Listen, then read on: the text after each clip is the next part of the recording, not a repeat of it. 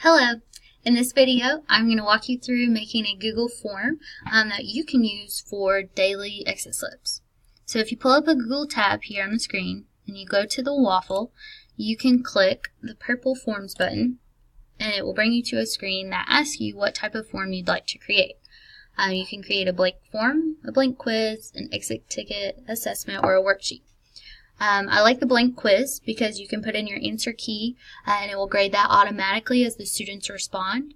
The blank form, you can type in your questions and you can view the student responses, but it's not going to grade it like the quiz is. So today I'll show you a blank quiz. When you click that, it'll pull up this screen right here. You want to give your quiz a title. For this example, we'll just say Chapter 1, Section 1, Exit Slip. And then you can give directions. I always just say answer the questions below and submit the exit slip form. To add questions, that you always start with this one right here, but you can click this plus button on the right hand side and you can choose with this drop down box what type of questions you would like to have. So for my first question, I always do their first name and I make that a short answer. And I type in first name, and I make that required. Now, that means they have to answer the question before they can submit their exit slip. I don't put an answer key for this question because all of their answers are going to be different. I go last name next, and I do this separately so that when I sort my data, I can do it by class period and first and last name. Just makes it a little bit easier when sorting. Next question, I'm going to do class period. And this way you can divide your data and look at each class period.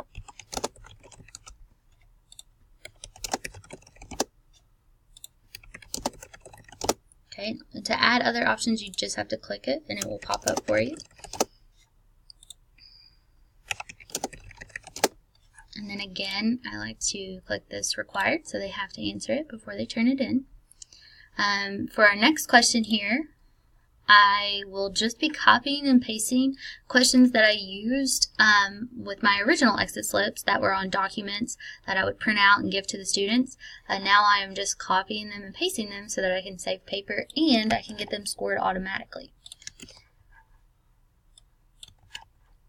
Again, you just hit the option button to add more options here.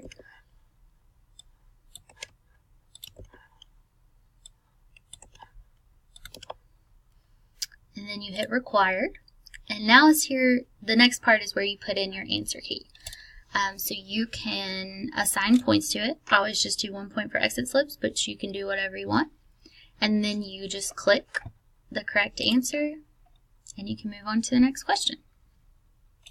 I'm only going to do 2 questions here just to show you different types of questions and, to keep this video short.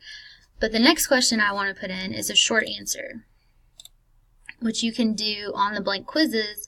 It's not going to grade that automatically, but it will chart that out so that you can look at your students' answers. So for example, if we put in what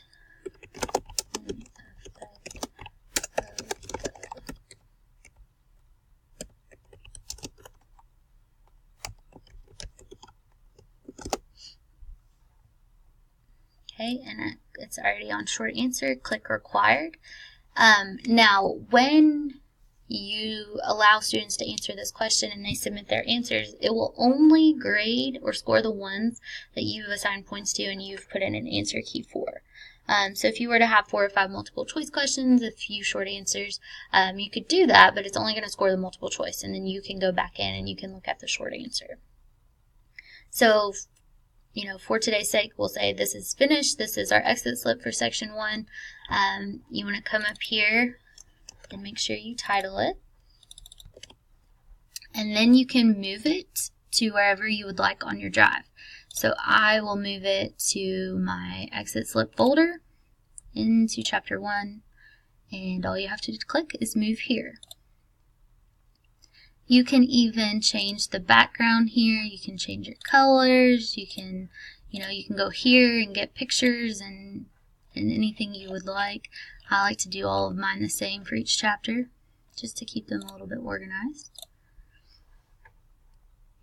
And then you can send this exit slip to your students. You can do that through Google Classroom. You can do that by just putting this URL on the board and then typing it in. If you had a class website, you could add it to your class website. Whatever you choose to do with that, you hit the send button and the little link up at the top. If you're typing it in, you may want a shorter URL than what is there, so you just hit that button.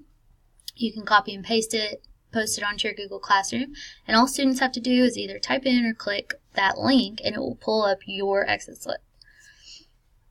Now, once they do that, you can, once you've posted it and the students have answered, you can hit the responses and it will show every student that has responded to your exit slip and what they chose as their answers.